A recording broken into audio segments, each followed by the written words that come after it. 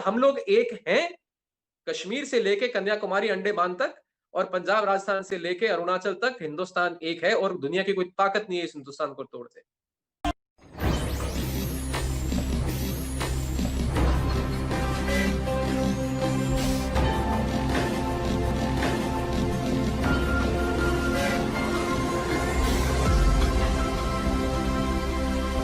पहले तो आप डिफेंसिव थे कि हाँ यार मसला बायलैटरल है, इसको हल कर लेंगे, इसको पाकिस्तान और भारत को हल सुन लेना, जो पाकिस्तान और भारत को हल करना चाहिए।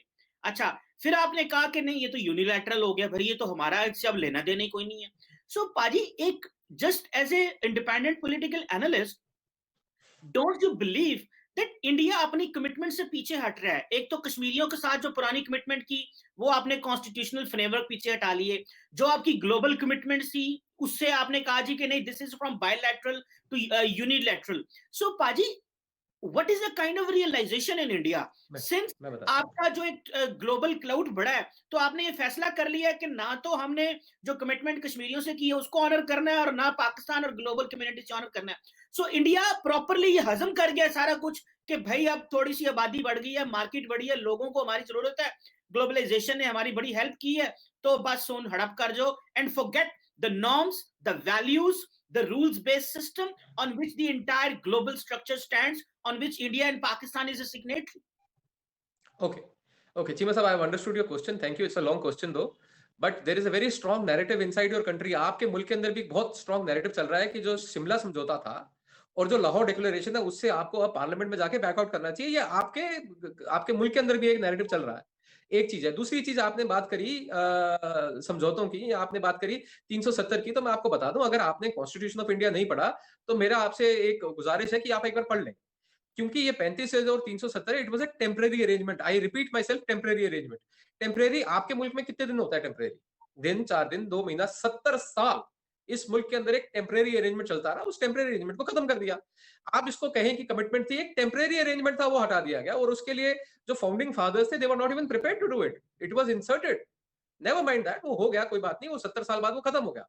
It had to be undone and it is undone, it is a fact. और दूसरा, आप जो कहते हैं कि Kashmir is a bilateral issue, bilateral issue का साहब आपकी नजर से, आपके पास जो, मैं अगेन, आप बोलेंगे कि मान साहब रिटोरिक कर रहे हैं, but this is a fact.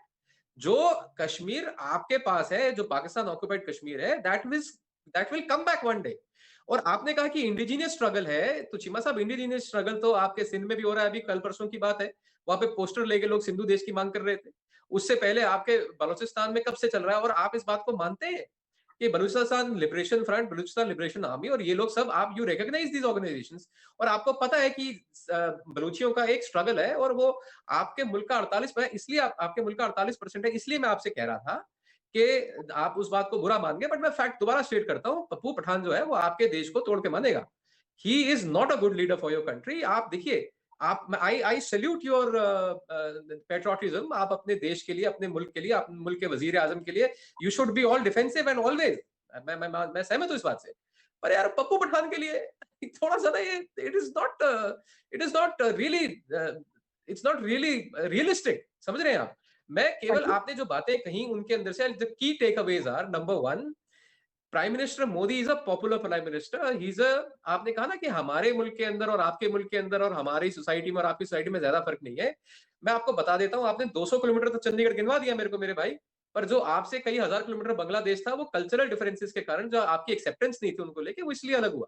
हमारे मुल्क में तमिलनाडु भी है, हमारे मुल्क में केरला भी है, हमारे मुल्क में असम भी है, हमारे मुल्क में बंगाल भी है।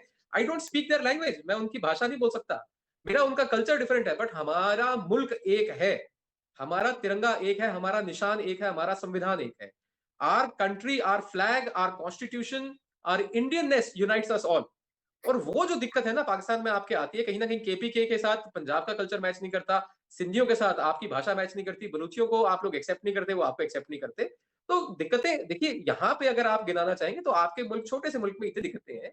और जहां आपने अर्नब की बात करी, मैं आपको एक बात वाजे तौर पर बता दूं, I know Arnab for many many years now, मैं कई सालों से उसको जानता हूं।